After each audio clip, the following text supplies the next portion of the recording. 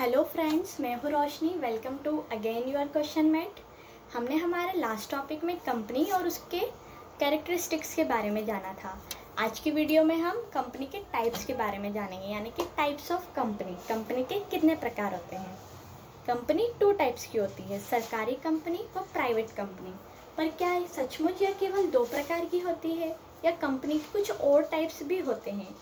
सामान्य तौर पर सरकारी कंपनी और निजी कंपनी के सिर्फ ये 2 प्रकार नहीं होते हैं, क्योंकि कोई भी कंपनी का विभाजन कंपनी के ऑनर पर डिपेंड नहीं करता है। मतलब कंपनी का जो मालिक होता है वह डिसाइड नहीं करता है कि कंपनी के कितने पार्ट किए जाए। यह पूरी तरह कंपनी की हिस्सेदारी पर डिपेंड करता है। कंपनीज को कानूनी और नियामक यानी कि लीगल एंड रेगुलेटरी दोनों उद्देश्यों के लिए अलग अलग सीरीज में डिवाइड किया जा सकता है। अब हम जानते हैं कि सार्वजनिक और निजी कंपनी क्या होता है।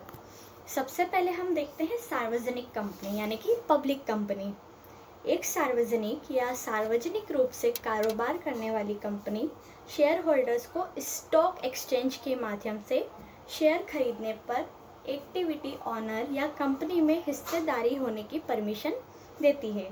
इन इजी वे में समझे तो जिस कंपनी में हर कोई हिस्सेदारी खरीद सकता है, यानी कि जिस कंपनी में हर कोई शेयर खरीद सकता है, उस कंपनी को सार्वजनिक कंपनी कहते हैं, यानी कि पब्लिक कंपनी कहा जाता है। इसके अगर हम एग्जाम्पल को देखें तो like Reliance, Indian petroleum, state bank of India, ये सभी क्या है, एक पब्लिक कंपनियां हैं। सेकंड आती है निजी कंपनी यानी कि प्राइवेट कंपनीज। निजी कंपनी को निजी स्वामित्व में रखा जाता है। यह कंपनी स्टॉक एक्सचेंज में लिस्टेड नहीं होती है, जिस कारण एक सामान्य व्यक्ति इन कंपनीज के शेयर खरीद व बेच नहीं सकता है। इसे भी अगर हम इजी वे में कहें तो यह एक ऐसी कंपनी होती है जिसमें हर व्यक्ति हिस्सेदारी नहीं खरीद सकता, यानी कि हर व्यक्ति इसके शेयर्स को नहीं खरीद सकता है, इसलिए इस कंपनी को प्राइवेट कंपनी कहा जाता है। इसके एग्जाम्पल को अगर हम देखें तो जैसे coach industry, candy maker, car rental company और अकाउंटिंग फर्म इसमें इंक्लूड होती है।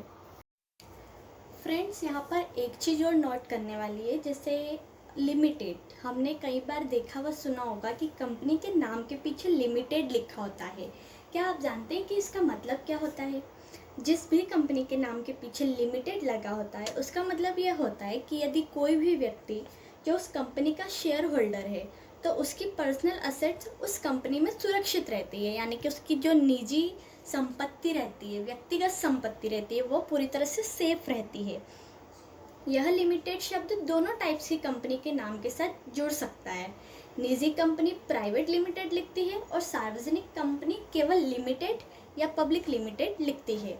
एग्जाम्पल, यदि आपने किसी XYZ का शेयर खरीदा है और वह कंपनी बाद में दिवालिया हो जाती है तो आपके द्वारा इन्वेस्ट किया गया पैसा है वो पूरा खत्म हो जाएगा, पर आपकी जो पर्सनल असेट्स है उसके कोई नुकसान नहीं होगा, लेकिन जो आपने इन्वेस्ट किया पैसा है वो पूरी तरह से आपका डूब जाएगा।